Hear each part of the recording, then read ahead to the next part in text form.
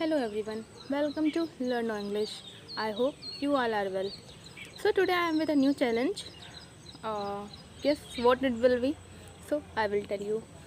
अगर कोई रेजोल्यूशन हो तो आप क्या रेजोल्यूशन लोगे? जस्ट सपोज़ कि कोई रेजोल्यूशन चल रहा हो और आपको कोई रिजोल्यूशन लेना है तो आप क्या ले सकते हैं? As a student what you can do? तो आज मैं आपको वही बताऊंगी कि आप क्या रिजोल्यूशन ले सकते हो अगर आपको कहीं पे भी कोई भी रिजोल्यूशन लेना है तो you can take anything as you want. But आज जो चैलेंज मैं लेके आई हूँ वो चैलेंज है 30 days ऑफ स्पीकिंग इंग्लिश। तो आपका रिजोल्यूशन क्या होगा? 30 days challenge of speaking English, ठीक है। तो I know you guys think that I got mad, but still, I know it's not a new year, but still, if you want to do something new, then you can take a resolution, ठीक है? Because you have listened a proverb, जब जागो तभी सवेरा। जब आपको अपने अंदर कोई इम्प्रूवमेंट चाहिए तो आपको कुछ ना कुछ न्यू करना पड़ेगा, ठीक है।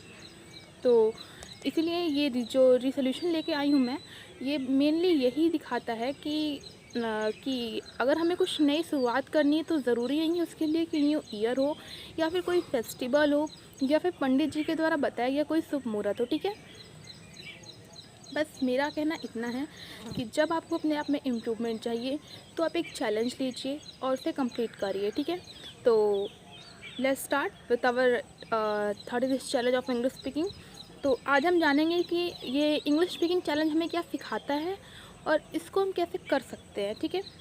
तो सबसे पहली चीज़ क्या है कि ये हमको क्या सिखाता है, हम ये जानते हैं, ठीक है। तो ये हमको सिखाता है, I think it's my opinion, the challenge is perfect for us, ठीक है। जो चैलेंज है वो बिल्कुल परफेक्ट है हमारे लिए। क्यों है? क्योंकि जो इसका एम है वो इंस्पायर करता है हमें ढेर सारी एक्टिविटीज़ करने के लिए, ठीक है। और ये हमारे मतलब जो एक्टिविटीज़ हम करेंगे उसमें फिर ये इम्प्रूवमेंट भी देगा। हमारी लिसनिंग एक्टिविटी अच्छी होगी, हमारी राइटिंग एक्टिविटी अच्छी होगी, ठीक है, हमारी फ्लुएंसी अच्छी होगी और ये एक नई हैबिट भी देगा, हमारे अंदर चेंजेस भी देगा अगर हम स्पीकिंग इंग्लिश करेंगे, ठीक है। तो ऐसा मुझे लगा कि ये मैंडेटरी है आप लोग को मास्टरिंग करना about the speaking skills of English. So let's start about this कि हम क्या कर सकते हैं, कैसे कर सकते हैं, ठीक है। क्योंकि अगर हमने रिजोल्यूशन लिया है, कोई चैलेंज लिया है तो वो करना भी तो ज़रूरी है, क्योंकि अगर नहीं करेंगे तो फिर वो होगा कैसे कंप्लीट, ठीक है। तो लेट्स स्टार्ट। तो इसके लिए सबसे पहले ये है कि हमको इंग्लिश की प्रैक्टिस करनी चाहिए और हम प्रैक्टिस कैसे कर सकते हैं, ठीक है। सबसे पहला टॉपिक ये है कि हम प्रैक्टिस करें तो करें कैसे, और अगर हमने प्रैक्टिस किया अभी तो हम किस तरीके से प्रैक्टिस करें that can make us perfect, ठीक है।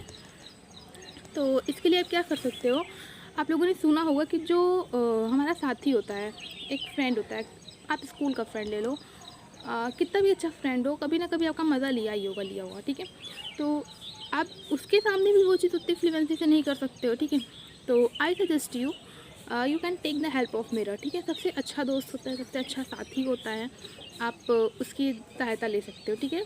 किस लिए ले सकते हो? डेली प्रैक्टिसिंग के लिए, ठीक है। इंग्लिश की प्रैक्टिस करने के लिए आप उसका सहारा ले सकते हो, क्योंकि जब आप दुखी होगे तो मिरर में जो आने वाली आपकी छवि है वो भी दुखी ही रहेगी। अगर आप हंसोगे तो वो भी हंसेगी, अगर आप रोओगे तो सामने से वो भी रोएगी। वो अगर आप कॉन्फिडेंट रहोगे तो वो भी कॉन्फिडेंट रहेगी, अगर आप कॉन्फिडेंट नहीं भी रहोगे तो वो भी अनकॉन्फिडेंट रहेगी, ठीक है। तो कुछ ऐसा संबंध होगा आपका मिरर के साथ। सो आई ओनली सजेस्ट यू कि speak in front of the mirror, ठीक है। क्योंकि उसके सामने अगर आप बोलोगे ना तो आपको फील बेटर होगा, ठीक है। You will feel better, you will feel confident, ठीक है। दूसरा क्या है? Read aloud yourself. खुद से जितनी तेज़ हो सके उतनी तेज़ पढ़ो। अब ये नहीं कि चिल्ला चिल्ला के पढ़ो, और रीड अलाउड का मतलब गला निकाल के हाथ में दे दो कि मैं तो पढ़ रहा था भाई, गला निकल गया aloudly. No, it's wrong. Read aloud yourself का मतलब ये हुआ कि आप कोई भी चीज़ पढ़ो उसको इतनी स्पीड में पढ़ो, इतनी फ्लुएंसी में पढ़ो, इतनी मतलब बुलंद आवाज़ में पढ़ो कि whenever you want to speak the word और सेंटेंस यू फील कॉन्फिडेंट, ठीक है। तो ये हो गया हमारा। और सबसे अच्छी बात पता है क्या? आप अगर आपको कुछ पढ़ना है तो आप न्यूज़पेपर पढ़ो। इससे दो फ़ायदे होंगे आपके। क्या होंगे? पहला, आपके इंग्लिश जो रीडिंग है वो अच्छी होगी। दूसरा, नए नए वर्ड्स आपको मिलेंगे, नई नई वोकैब मिलेगी आपको, ठीक है।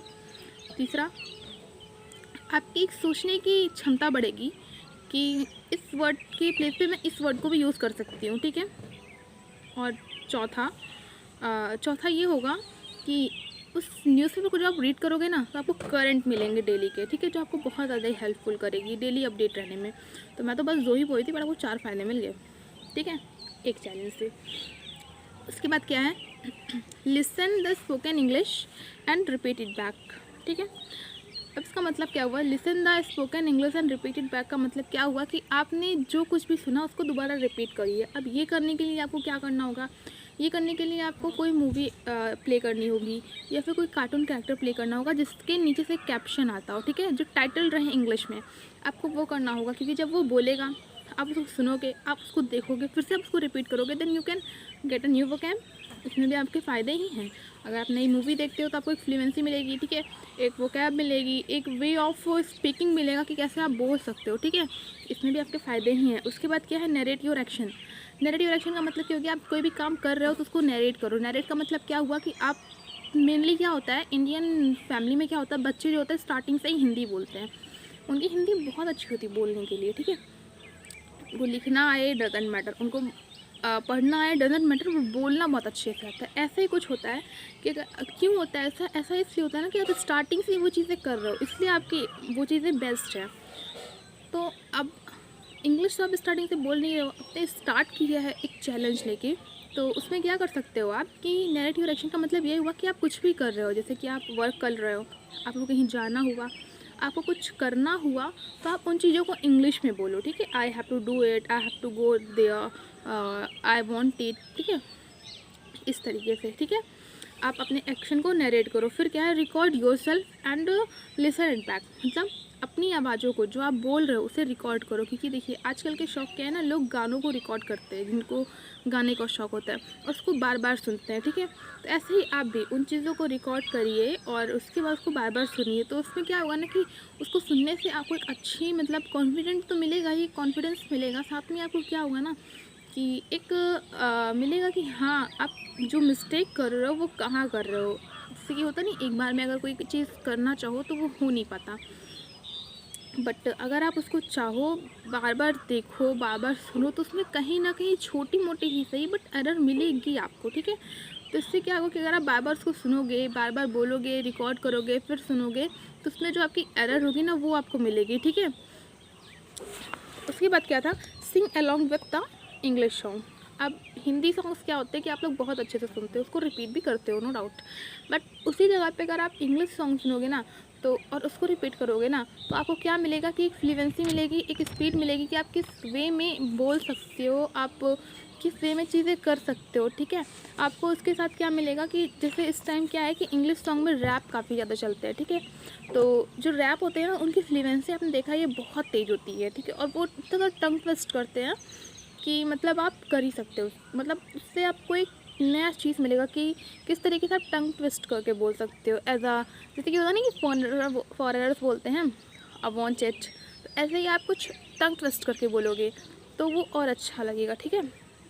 उसके बाद क्या है कि टंग ट्विस्टिंग। टंग ट्विस्टिंग करने का क्या मतलब हुआ, जैसे आप हिंदी में करते हो, चंदू के चाचा ने चंदू की चाची को चांदनी रात में चांदी के चम्मच से चटनी चटाई, ऐसे इंग्लिश में आप पपाए पपाए पपाए ऐसा 5 टाइम्स 50 टाइम बोलोगे ना, तो एक होता नहीं द वे ऑफ स्पीकिंग बहुत अच्छी हो जाएगी, ठीक है। जैसे आप हिंदी में किसी चीज़ को एक बिना सांस रोके बोल सकते हो, वैसे आप इंग्लिश में किसी एक पैराग्राफ को उठाओ, एक लाइन को उठाओ, या फिर जो एक हमारी एक सेंटेंस है इंग्लिश में, अब कौन सा सेंटेंस है, a clever fox jump over the grass and I have don't still I have not remember the sentence but still I am trying to you wait एक सेकेंड गिव मी टाइम, हाँ, a clever fox jump over a wall. इसमें क्या होता है कि I think some words are missing but still I will tell you the word when I will remember, I will put it in a description box if I will remember. Then इसमें क्या होता है, इसमें 26 letter आपके पूरे आते हैं, ठीक है, ये एक ऐसा सेंटेंस में आपके पूरे के पूरे 26 लेटर आते हैं, तो आप इसको बार बार रिपीट करोगे ना तो ये एक ऐसा टंग ट्विस्टर बन ही जाएगा, ठीक है। तो ये हमारे जो 6-7 स्टेप्स हैं, इनको अगर आप डेली फॉलो करोगे ना तो एज अ रीसोल्यूशन आपको इंग्लिश स्पीकिंग मिल जाएगी, एक अच्छी स्पीकिंग, एक अच्छी वे ऑफ लाइफ मिलेगी, ठीक है। आपको पता है हिंदी तो नॉर्मली सभी बोलते हैं, बट अगर आप इंग्लिश बोलना स्टार्ट करोगे ना, क्योंकि पता है आजकल का टाइम क्या है ना, थोड़ा शो ऑफ पे चलता है। जितना आप शो ऑफ करोगे उतना ही आप आगे रहोगे। अगर आपको शो ऑफ करना नहीं आता then you will go back back back and then back, ठीक है।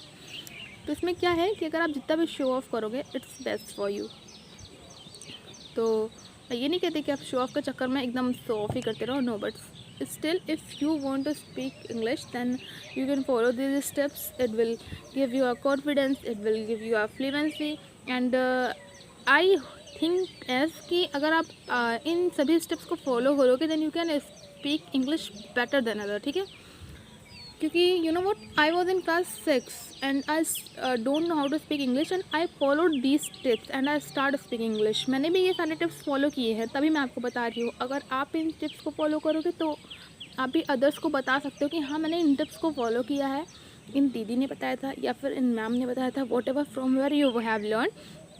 आप उन्हें बताओगे तो आपको भी समझ में आएगा कि हाँ मुझे यहाँ से समझ में आया, तुम भी कोशिश करो, तुम्हें भी समझ में आएगा, ये स्टेप्स फॉलो करो।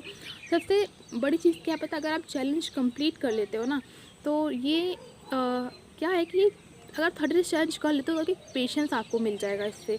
कोई भी चैलेंज ले लो, ज़रूरी नहीं कि जो चैलेंज मैं बताऊँ आप वही लो, वॉट एवर यू वॉन्ट, आपको जिसमें अच्छा लगता है, आपको जिसमें इंटरेस्ट है आप वो चैलेंज लो, ठीक है। और इस चैलेंज को जब आप करोगे ना तो आपको एक पेशेंस मिलेगा। पेशेंस का मतलब ये हो गया कि एक एग्जांपल लीजिए, एक क्लास का टॉपर होता है, 8th 9th तक टॉपर रहता है, 10th में भी टॉपर रहता है, बट 11th और 12th में बाई द चांस उसके मार्क्स कम आते हैं। कम इन द सेंस आप बोल सकते हो कि 9th और 10th में उसके मार्क्स जो थे, सपोज 10th में उसके 85 आए थे और 12th में उसके 75 आए थे। तो क्या होता है ना, मेनली बच्चे, बहुत रेयर बच्चे होते हैं जो 12th में 10th से अच्छा लेके आते हैं, but still in my opinion, जहाँ तक मुझे पता है 12th मार्क्स जो अच्छे बच्चे होते हैं उनके गिरते ही गिरते हैं। इसका रीज़न है क्यों, क्योंकि वो जो बच्चे होते हैं ना वो कॉन्फिडेंस में, ओवर कॉन्फिडेंस में चले जाते हैं, ठीक है। तो मैं तो यही सजेस्ट करूँगी, over confidence the very dangerous thing, ठीक है। आपने एक प्रोवर्ब सुना होगा, an empty vessel sound so much, कि अगर गगरी छलकत जाए, इसका हिंदी वर्ड वो है, अनुवाद आप कह सकते हो। तो मेरे कहने का मतलब ये है कि आप नॉलेज पूरी रखो, उसको दूसरों के सामने बताओ भी, बट अगर नॉलेज हाफ है तो उसमें उड़ो नहीं कि भाई मुझे आता है आता है आता है। इट्स वेरी डेंजरस थिंग, ठीक है। सो मैं तो आपको यही सजेस्ट करूँ कि आप एक चैलेंज लो, उसे कंप्लीट करो, उसको अपने से छोटे और बड़ों को बताओ कि हाँ मैंने ये चैलेंज लिया है, इसको इस तरीके से कंप्लीट किया है और इससे मुझे ये चीज़ें सीखने को मिली हैं, इससे मुझे ना the new way of living मिला है, न्यू वे ऑफ बिहेवियर मिला है, और आप कह सकते हो कि the best way of thinking मिला है, ठीक है। क्योंकि अब आपके अंदर अगर पेशेंस आएगा ना तो आप काफ़ी चीज़ें नया करना सीखोगे, ठीक है। अगर आप इंग्लिश बोलना सीख रहे हो तो उसमें आप सोचोगे कि क्या, अभी आप बोलोगे आई ईट डेली, तो आप सोचोगे क्या ईट डेली लगाता हूँ, कोई न्यू वोकैब लेके आता हूँ, ईट की जगह पे मैं उसको यूज़ करता हूँ। तो आप इस तरीके से ना आपकी सोचने की क्षमता बढ़ेगी, ठीक है। तो आपको एक न्यू क्रिएटिविटी मिलेगी अकॉर्डिंग टू मी। और if you will follow these steps, I think you will be the best, ठीक है। और अपने अंदर ये चीज़ें हमेशा रखो कि आई एम दी बेस्ट, ठीक है। वो बात अलग है कोई आपको समझता है या नहीं, बट अपने अंदर हमेशा ये चीज़ें रखो that I am the best. क्योंकि अगर आप खुद से ही लूज़ बनोगे तो सामने वाला आपको लूज़र बना ही रहा है, और आप खुद से ही बन रहे हो तब तो टोटली लूज़र हो जाओगे। बट अगर अपने अंदर कॉन्फिडेंस रखोगे कि I am the best then you will be, ठीक है। So this is enough for today. I hope you all have understand my words, what I want to say. You have understood very well, and the sentence that I have still not remember, I will put that in the description box. You will see it, okay? और अगर video अच्छी लगी है तो do like share and subscribe, and remember अपने से छोटों को ज़रूर बताना कि चैलेंज एक्सेप्ट करो और उसे कंप्लीट करो, ओके। Thank you.